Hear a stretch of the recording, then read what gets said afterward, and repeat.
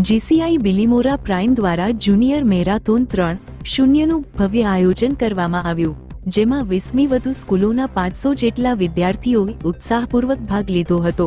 આ મેરાથોન નગરમાં જાગૃતિ લાવવા અને યુવાનોમાં રમતો પ્રત્યેના રસને વધારવા માટે કરવામાં આવ્યો હતો.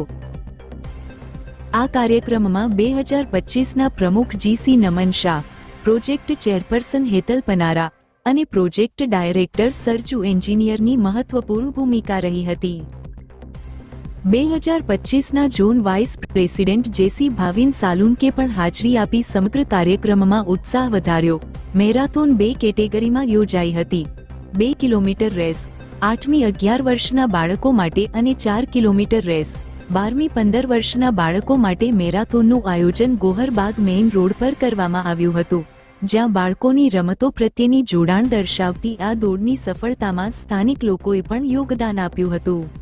આ ઇવેન્ટે સમાજમાં રમતગમતને પ્રોત્સાહન આપવાનું મહત્વ દાખવ્યું અને બાળકોએ ઉત્સાહભેર ભાગ લઈને મેરાથોનને યાદગાર બનાવી હતી.